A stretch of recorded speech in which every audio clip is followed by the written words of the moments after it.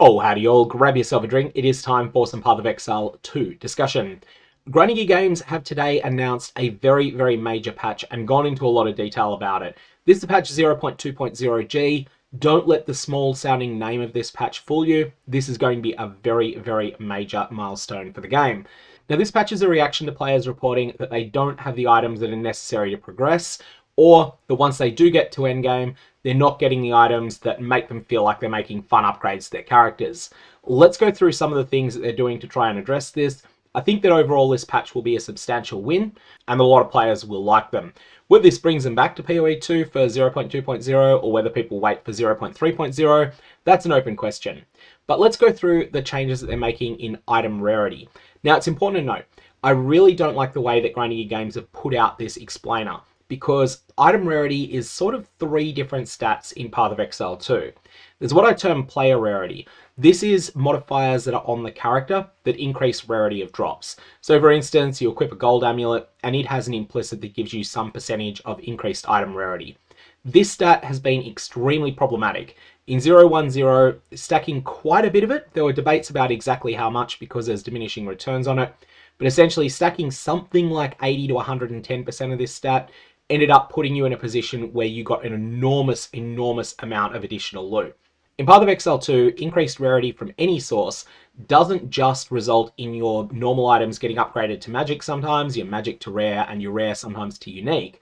It also causes some percentage of exalted orbs, Val orbs, other types of middle tier currency to upgrade into high tier currencies. And those high tier currencies, if you get lucky, you get a divine orb. If you get unlucky, then you get an annulment orb. And if you get staggeringly lucky, then you get a Mirror of Kalandra.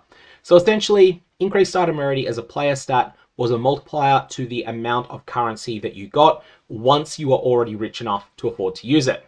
Well, increased item rarity as a player stat is getting nerfed in 0.2.0G.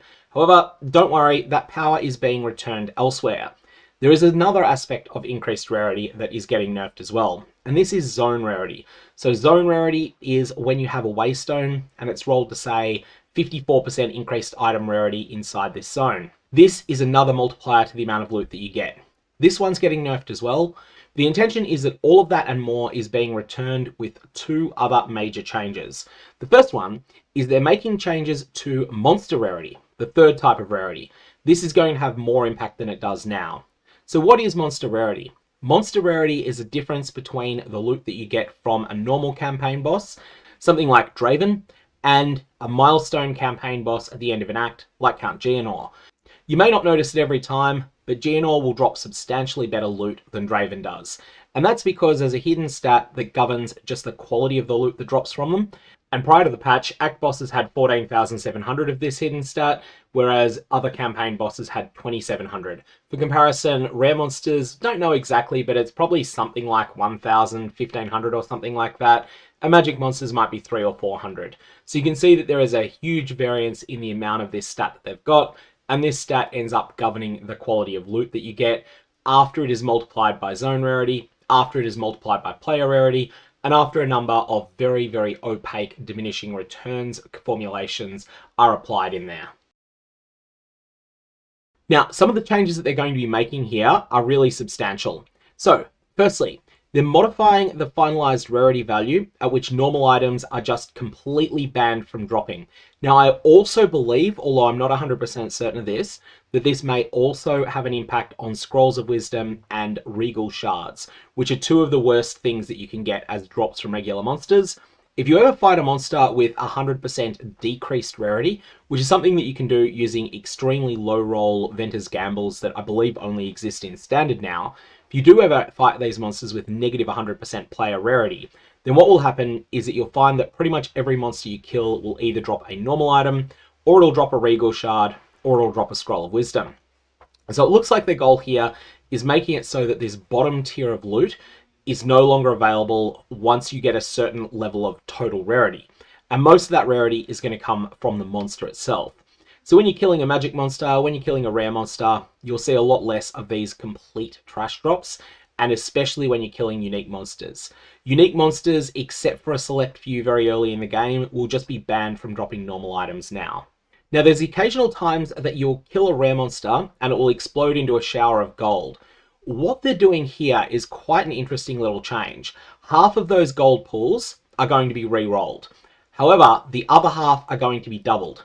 So essentially, if you would have got 1400 gold and 1100 gold from a monster, and that was taking up 2 of the item drops that came from that monster, instead you might get one pile of 2500 gold and then one item that's just completely random. Now this means that you'll get more rare items in its place, which is something that will help with early progression and potentially even middle tier progression. Probably won't matter that much once you get deep into endgame, but it will be something that'll be really good early on. On monsters that are deemed to be a significant kill, so ones that have high item rarity, a number of item classes are having their drop rate nerfed. This ends up being a buff because those are things you probably aren't that interested in getting. So gold, magic currency, quality currency, flasks, charms, and runes are now much less likely to drop from monsters that have high item rarity. Of these, quality currency is reasonable, but the rest of them are probably all things you don't care about. I mean, gold's useful, you definitely want some amount of it, but you probably have enough of it. Essentially, this is weeding out some of the undesirable drops that are coming from the toughest monsters, which means that instead you'll get more things that you actually care about. And here's the things that I think will have the biggest impact of all. Tier 2 rarity rares. So these are rare items where all of the lowest tier mods are banned from rolling when you apply an ID scroll. These are going to drop 4 times as often.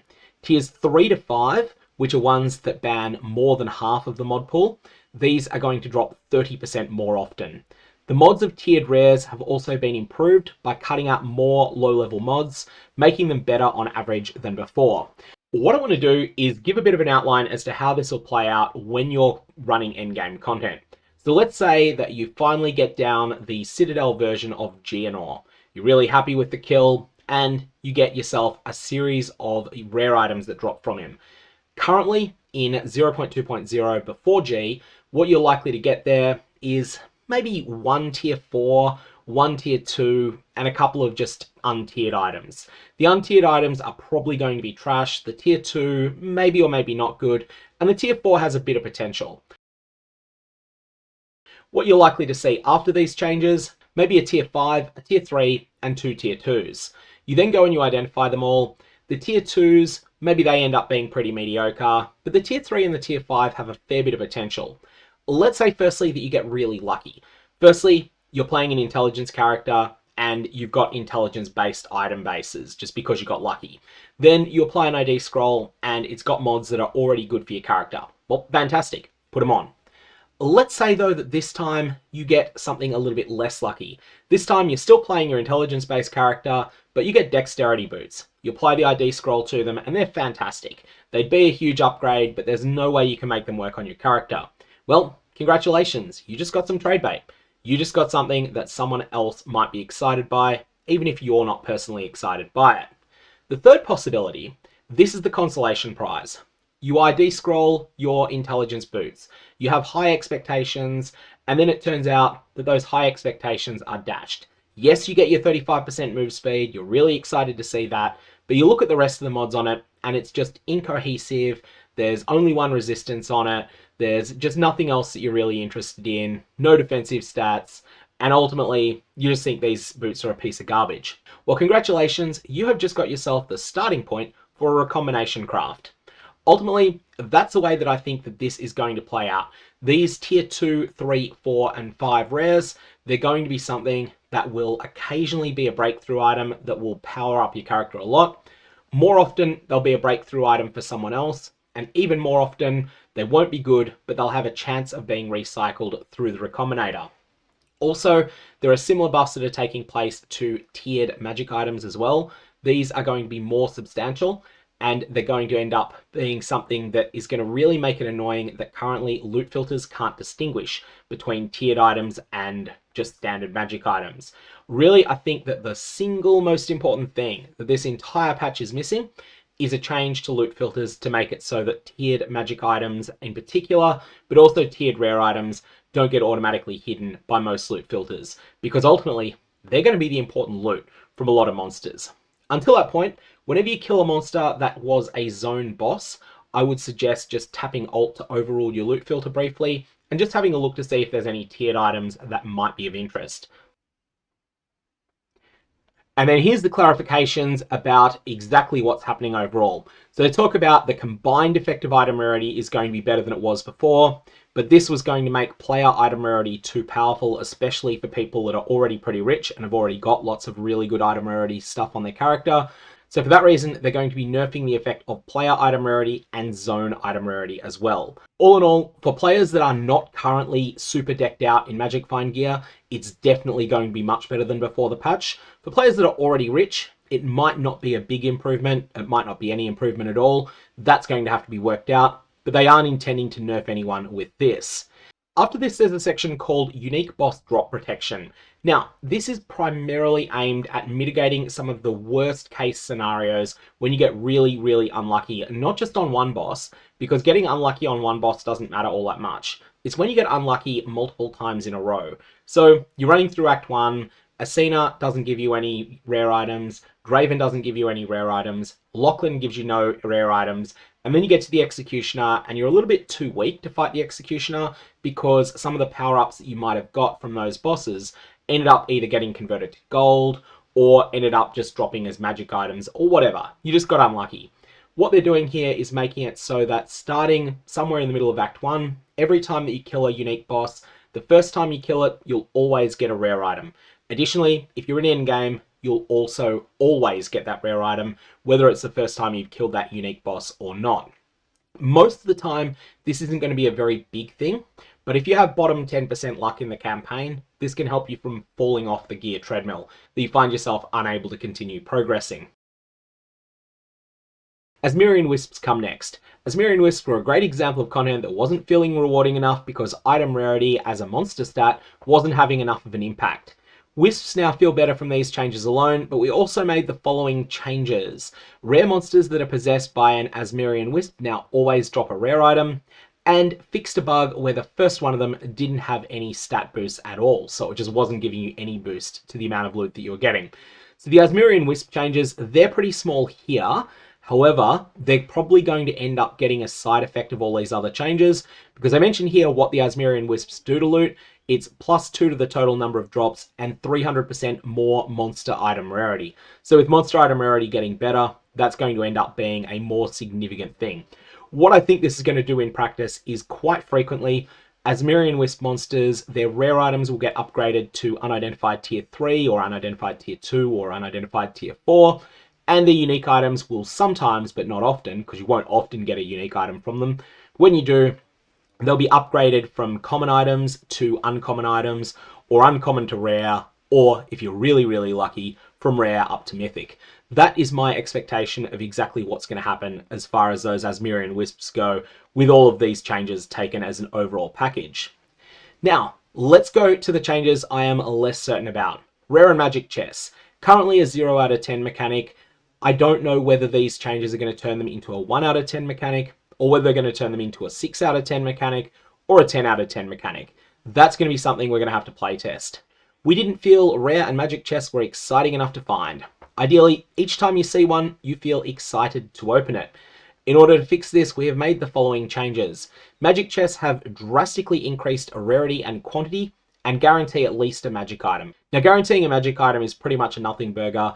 They're not really worth anything except at a couple of particular points in progression.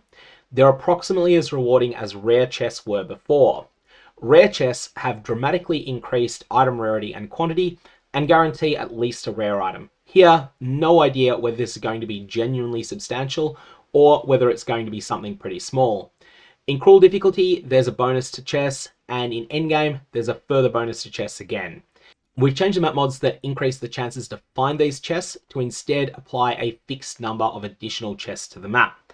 Now, they have lowered the chance of these spawning, but you will still get a lot better items overall. This is especially true in endgame, where they've gone even further down the line of making it so that there's fewer chests, but they're better. At least that's the goal they're going for. I am going to reserve judgment until I get to see that, until I get to run a couple of dozen maps with this new system. Strongboxes are next. They are going to be improved to be at least equivalent to the new balance for rare chests. This is a good thing because strongboxes take a while to kill. Most of the time, the reward for killing a strongbox was actually all the monsters that you're fighting, really, rather than the loot that dropped from the strongbox itself. They're going to have increased item quantity and rarity. They're going to guarantee a rare item, as well as getting a further 50% more quantity and rarity in cruel, 100% more in endgame. So they're going to drop quite a lot of items there. Researchers' strongboxes will now have a much higher chance to drop rare currency instead of magic currency. This might mean that you want to start alchemy orbing Researchers' strongboxes. We'll have to play around with this. Reduce the variance in the number of items strongboxes dropped. They should now more consistently drop a number of good items.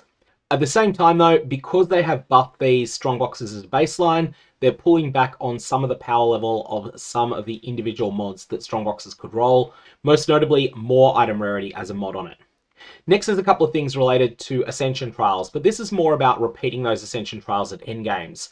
Sekhema Trial chests were underwhelming considering the amount of work that you needed to do in order to earn them, and they're getting buffed. Regular bronze chests are now going to be balanced the same as rare chests are in the normal difficulty campaign, including guaranteeing a rare item. So the bronze chests, these are the consolation prize, you didn't get anything better.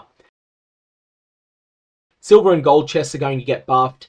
Arcanist chests are going to get buffed the same way Researchers' strongboxes did, and both Arcanist chests and Royal chests, which are the ones that drop jewels, they're going to be more common than they were. Additionally, some of the bronze keys that you would have received as room rewards are going to be upgraded to silver and gold keys instead. Trials of Chaos is something that awards a lot of corrupted items, and corrupted items tend to be trash most of the time, so those corrupted rare items are no longer going to drop beyond a certain point. Instead, they're going to be phased out and replaced with stacks of rare currency. Additionally, items that drop from monsters in the trial no longer have a chance to be corrupted. Being corrupted was something that in Path of Exile 1 was generally an upside. Not always, but in general it was something you preferred to have. But in Path of Exile 2, it's generally speaking a drawback because you would want to exalt out the item if it's even remotely usable. Now the next set of changes deal with Expedition in-map events and Delirium in-map events. These are getting a number of buffs to them. The Expedition chests are getting buffs in the same vein as the other chests that are around the game. Additionally, there's going to be a couple of bug fixes and just a general increase in the quantity of certain types of Expedition exclusive loot. Delirium is getting probably a more substantial buff. They feel here that the in-map Delirium events, that they are just overly difficult and underly rewarding, and they're going to be addressing it on both axes. So the amount of rarity that you get per depth in Delirium encounters, this is going to scale up substantially, and additionally, the maximum difficulty that you get from Delirium is going to scale down as well. I'm not exactly certain what they mean when they say that 5 times total increase to 3 times total increase. I don't know how you quantify difficulty like that, but there'll definitely be a way that they're doing it. So presumably the buffs that monsters are getting, they're going to be 40% smaller or something along those lines. All in all though, they're going to be increasing the rewards only from Expedition and increasing the rewards and decreasing the challenge simultaneously when it comes to Delirium content.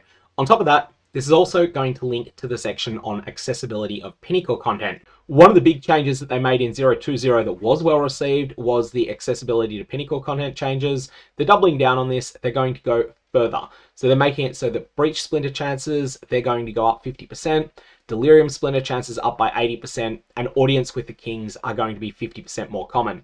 This is going to stack with 100% more common that they were in 0.20 as well, so that's going to be a pretty substantial overall thing.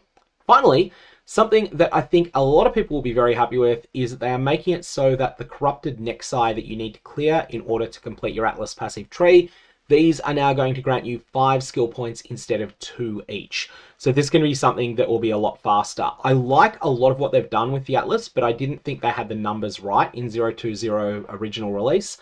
I'm not sure whether 5 is the right number or whether 4 might have been better or whether 6 might have been better, but 2 definitely wasn't it. And so changing it to 5 will be an improvement there. They're also making it so that corrupted Nexi are visible from further away. So that is a list of all of the changes Grinding Gear Games are going into 0.2.0 G intending to create. However, I do think there's going to be an unintended consequence of a lot of these changes as well. All of these changes taken as a package are going to sharply increase the number of Exalted Orbs that are dropping for players, but nothing here is really reducing or increasing the demand for those Exalts. You hit a point where you don't want to use Exalted Orbs on gear very often. At that point, the only real use case for them is throwing them onto Waystones. Now, there is definitely a pool of players that are throwing Exalted Orbs onto Waystones all the time. However, those players are going to go from slightly under-sustaining Exalts before the patch to slightly over-sustaining Exalts after the patch. This has happened before. This happened in patch 0.1.1 in Path of Exile 2. The consequence of that patch was that the value of the Exalted Orb absolutely cratered. It took a little while to happen, but when it did start to fall, it just went off a cliff. It went from 120 against the Divine, I think for a period it was 100 or 80 against the Divine, but then it fell to 240, 260, 300, and then for a period it was closer to 800 against the Divine. I think we might see something similar to that happening. This is me making a prediction based upon looking at what the second order effects of some of these changes are likely to be. Basically, we're going to hit a point where people aren't going to be using very many more Exalts, a lot more are going to be around, and ultimately, you can't force people to trade for something they don't need, and when no one's trading for something, its value tends to fall away. So that's something I think is going to be a consequence of this patch, that ultimately a lot of people will say, yep, that's fine, even though I don't like that consequence of the patch, I'm happy with the patch overall. Anyways, I'm going to end the video there on a little bit of a negative note, but ultimately I'm pretty positive about this patch. I just wish it had happened a week or two earlier, because right now I'm kind of hyped for Path of Exile 1 and the Private League mods. I'm going to be starting a Private League in Path of Exile 1 in a couple of days' time, and ultimately that's going to cut a lot into my time to play around with the POE 2 changes. Likewise, lots of people in the Path of Exile land are currently playing Last Epoch. A number of people in Path of Exile land are currently playing Diablo 4, and ultimately I feel this might have been the perfect patch if it had been a little bit faster out, but it wasn't fast enough out, and I don't know what it's going to end up meaning for 0.2.0. I'm going to leave it there though. May Eval Orbs have interesting results. You're probably going to drop a lot more of them since this patch is going live.